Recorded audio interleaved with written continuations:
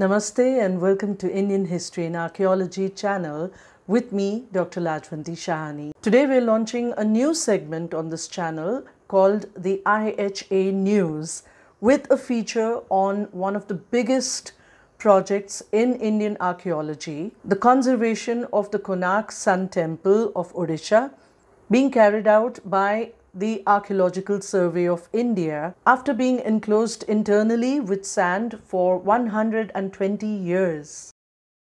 But first, let us look at the fascinating history of the Konark Temple, which was constructed in the 13th century AD by the warrior king Narasimha Deva I of the Eastern Ganga dynasty. He dedicated this temple to the sun god or Surya Devta to commemorate his victories after defeating the Turco-Afghan rulers of the Mamluk dynasty from Bengal. Apparently, the town of Konark was selected for the construction of this temple because it has been described as the holy seat of Surya in various ancient texts. Based on historical evidence, this town was also a busy trading port in ancient times.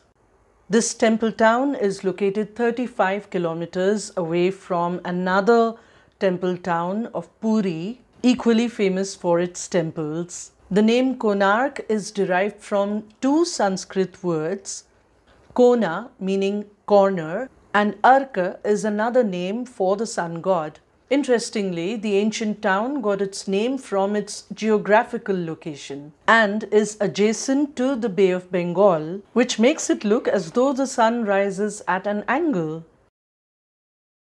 According to Hindu scriptures, Konark is an important place for worshipping the sun. The Samba Purana, an ancient text dedicated to Surya, gives the legend of Samba, the son of Lord Krishna, building a temple here to worship the sun. The Purana says that the practice of worshipping the sun began with Samba. He built a sun temple in the 19th century BCE at the end of a 12-year-long worship of the sun, which cured him of leprosy. And now coming to the magnificent architecture of the Konark Temple. It has all the defining features of the Kalinga architectural style.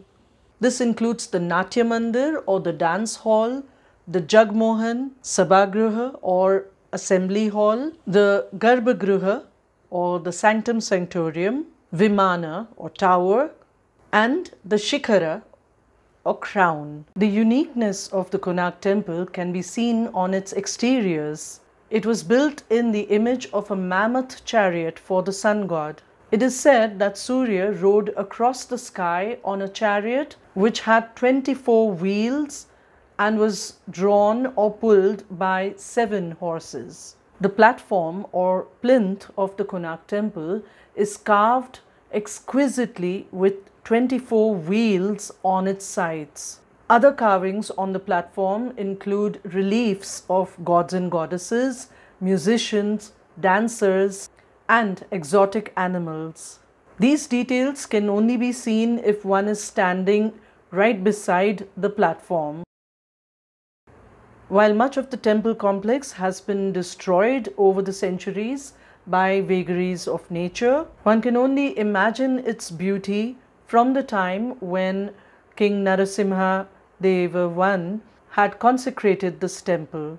What we do know, however, is that 103 years ago, 103, the temple was in a terrible condition. This has been recorded by the Archaeological Survey of India at that time. In 1903, the temple was almost in ruins, and this is when the Archaeological Survey under the British government of that time attempted to preserve it. However, the only way they could do this is by filling up the Jagmohan with sand right up to the top of the Shikhara. Apparently, this is the only way they could save it from complete ruins. In fact, since then, the doors of the Konark Temple, the Jagmohan that is, have been sealed and remained so.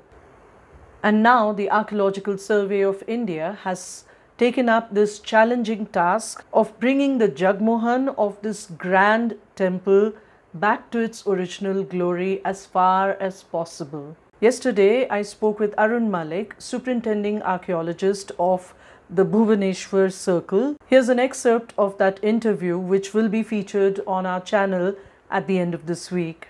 We need to do two sets of core drilling, one at the place where we want to do the sand removal work, and one at the bottom of the temple, across the masonry wall up to the sand inside, which is being done, as well as to provide a working space from the top. We need to create a working platform, which will be a mechanical working platform, steel platform, with all gantries and rails to take out the stones and bring it down to the ground, and further take it to the safe location, and for taking out the sand. And for the safety of the whole workers, whomsoever will be working there, we are going to provide a sturdy steel platform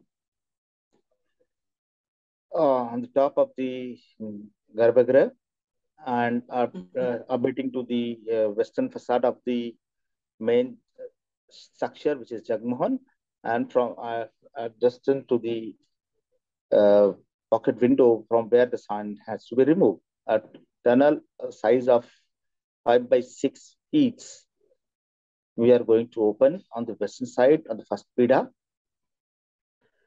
Besides that, a whole set of structural health monitoring system is being provided at all the places, conspicuous places, to monitor any minute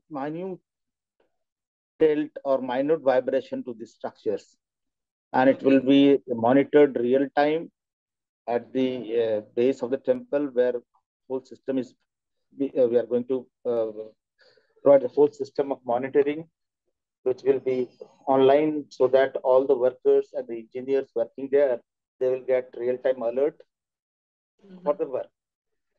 Once the drilling is being done through and through, the tunnel which is being made will be provided with the steel brace. We will be providing with the steel braces so that the tunnel is also safe. And we will remove sand very slowly from that tunnel up to the base level, up to the level of the tunnel, base level of the tunnel. And we'll further provide a platform inside by providing wooden planks and all.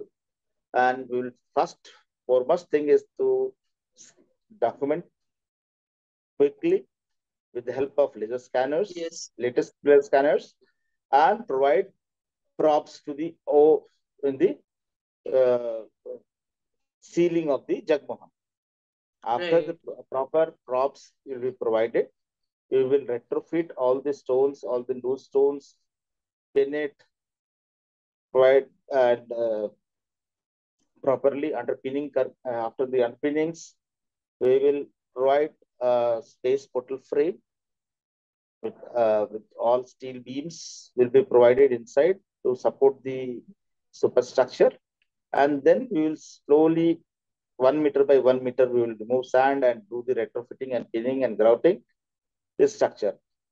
In that system, we will come down to the bottom of the Jagmohan and remove all the debris.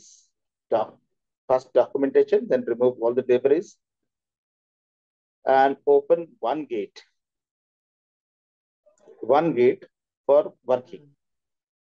After that, we will provide whatever support is required and conserve the gates from inside and from the outside, and then we'll open all 3-4 gates.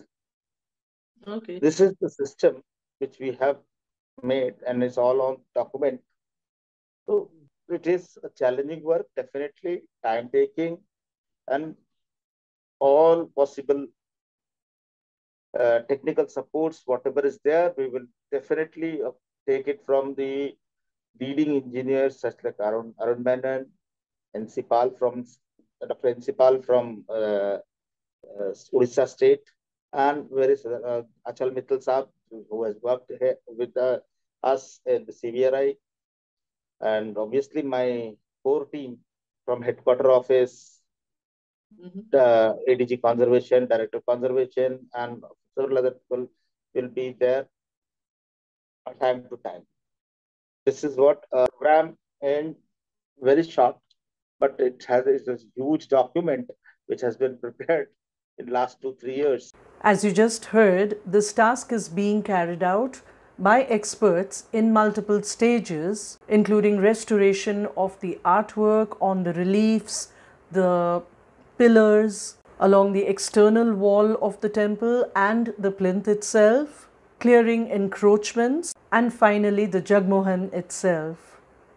That is certainly a huge challenge. The final stage, of course, will be evacuating or emptying out the sand from the Jagmohan, stabilizing the structure internally with possibly more repairs and supports. The Archaeological Survey of India is undoubtedly one of the best in the world when it comes to conservation of monuments. The majestic Konark Sun Temple was designated as a UNESCO World Heritage Site in the year 1984, and the ASI hopes to open it to the public within a few years. We wish the team good luck with this historic project. That's it for today, and I hope you've enjoyed the news segment. Do let us know, and I'll see you soon again. Thank you for joining us.